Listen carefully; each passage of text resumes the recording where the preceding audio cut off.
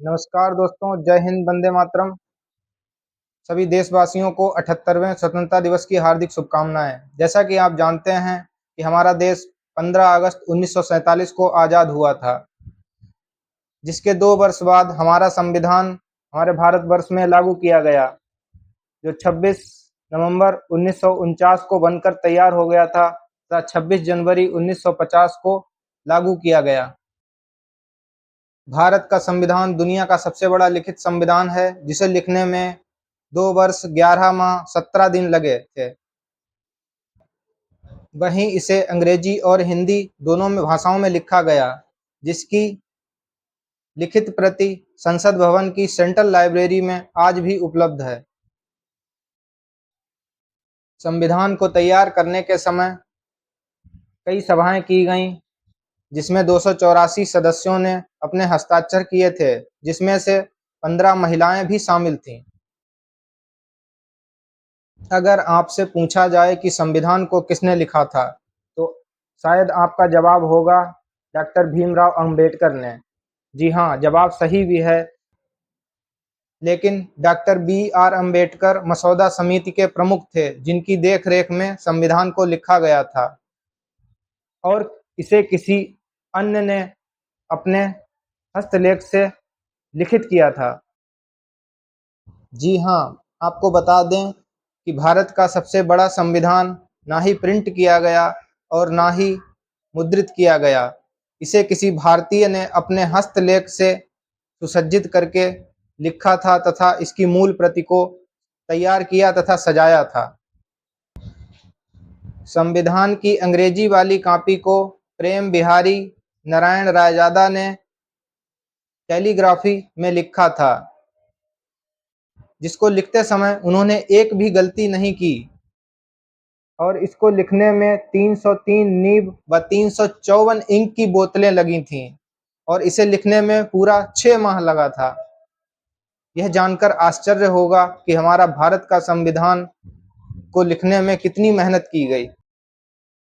माना जाता है कि देश के पहले प्रधानमंत्री जवाहरलाल नेहरू प्रेम नारायण रायजादा की प्रतिभा से काफी प्रभावित थे और उन्होंने संविधान की मूल प्रति को लिखने के लिए मनाया था।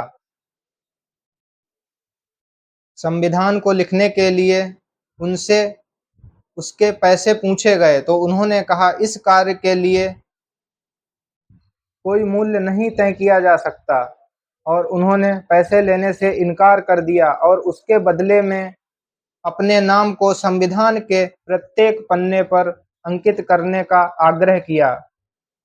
तभी सरकार ने उन्हें स्वीकृति दे दी और संविधान की मूल प्रति के प्रत्येक पन्ने पर उन्होंने सबसे नीचे अपना नाम प्रेम लिखा। संविधान की हिंदी प्रति को बसंतनाथ वैध ने लिखा। इतिहासकारों का मानना है कि उसको लिखने के लिए उन्होंने पैसे भी लिए। कितने पैसे लिए, आज तक उसका कोई आंकड़ा सामने नहीं आ सका। संविधान के पन्नों को शांति निकेतन के नंदलाल बोस व राम मनोहर ने व उनकी 22 सदस्यों की टीम ने उन पन्नों को सजाया था। संविधान की मूल कॉपी 22 इंच लंबी व 16 इंच चौड़ी है, जिसके प्रतियों का वजन लगभग 13 केजी है, जो संसद भवन की लाइब्रेरी में मूल प्रतियों को हीलियम के बॉक्स में नाइट्रोजन से भरी हुई गैस में रखा गया है, जिससे कि वह आज तक सुरक्षित हैं।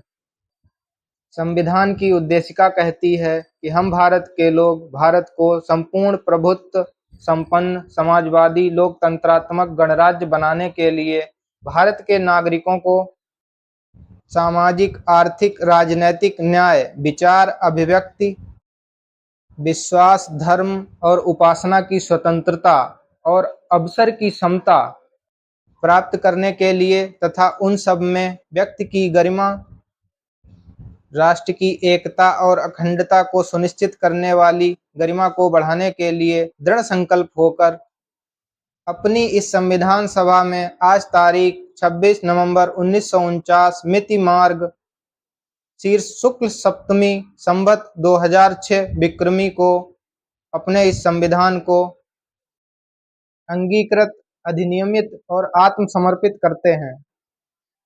उद्देशिका संविधान के प्रमुख उद्देश्यों का वर्णन करती है।